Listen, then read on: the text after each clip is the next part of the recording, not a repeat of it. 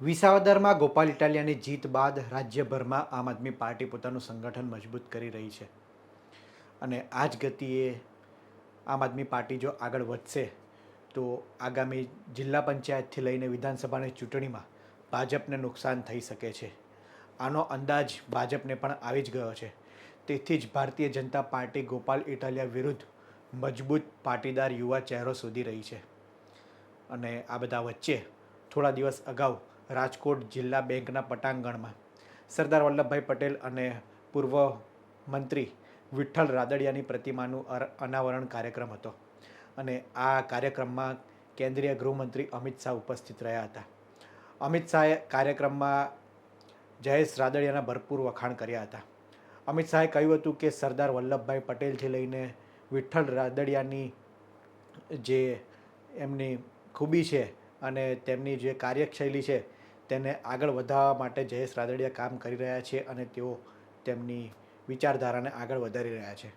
આ એક મોટો સંકેત હતો, કારણ કે જયેશ રાદડિયા એ સૌરાષ્ટ્રના પાટીદાર યુવા ચહેરો છે અને દિગ્ગજ નેતા છે, સહકારી ક્ષેત્રે પ્રભુત્વ ધરાવે છે અને આગામી સમયમાં એ સરકારમાં મંત્રીમંડળ થવાનું છે.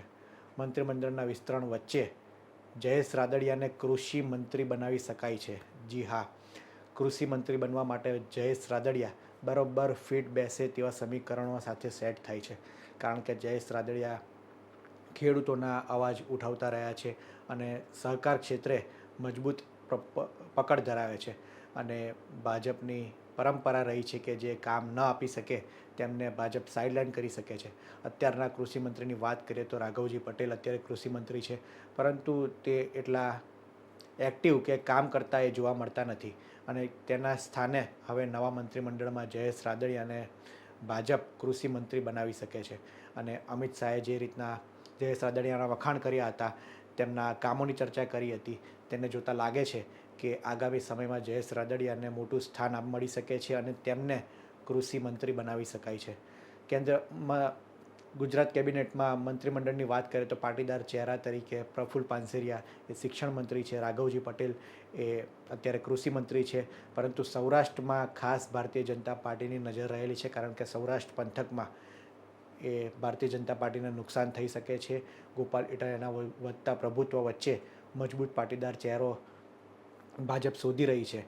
તેમાં રાઘવજી પટેલ એ પોતે જામનગરથી બિલોંગ કરે છે, પરંતુ હવે તેમના સ્થાને નવો ચહેરોની શોધમાં ભારતીય જનતા પાર્ટી છે અને અત્યારે જયેશ રાદડિયા એ જ પાટીદાર યુવા ચહેરા તરીકે બરોબર ભાજપની નજરમાં એ ફિટ બેસી શકે છે, કારણ કે તેમની અવગણના ભારતીય જનતા પાર્ટી અત્યારે કરી શકે તેમ નથી, કારણ કે તેમના સ્થાને કોઈ એવો યુવા મજબૂત ચહેરો નથી જે ગોપાલ ઇટાલિયાને ટક્કર આપી શકે.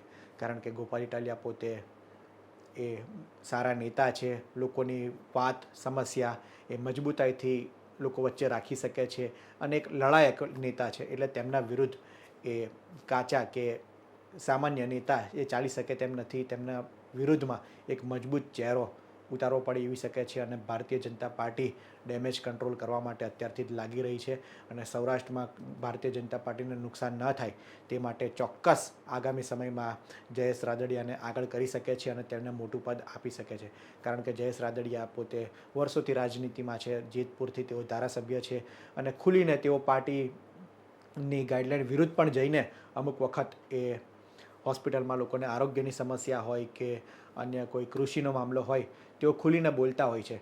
ત્યારે આ બધા વચ્ચે જયેશ રાદડિયાની અવગણના કરવી એ પાર્ટીને અત્યારે પોસાય તેમ નથી.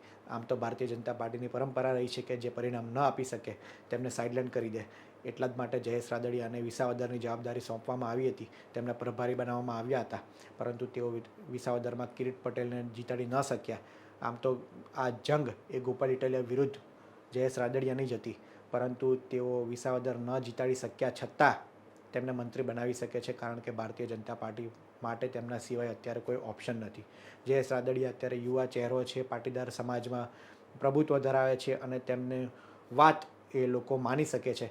સામે પક્ષે ગોપાલ ઇટાલિયા છે. ગોપાલ ઇટાલિયા પણ મજબૂત ચહેરો છે અને છેલ્લા ઘણા સમયથી, છેલ્લા 6 મહિનાથી જે રીતના તેઓ આગળ વધી રહ્યા છે, લોકોનું સમર્થન તેમને મળી રહ્યું છે, પાટીદાર સમાજ જે રીતના તેમની સાથે જોડાયો છે, તે રીતના આગામી સમયમાં ડેમેજ કંટ્રોલના એંધાણ ભારતીય જનતા પાર્ટીના આવી ગયા છે. જિલ્લા તાલુકા પંચાયતની ચૂંટણી પણ નજીક છે. આ ચૂંટણીમાં નુકસાન ન થાય, જો આ ચૂંટણીમાં નુકસાન થાય તો તેની અસર વિધાનસભાની ચૂંટણીમાં પણ પડી શકે છે.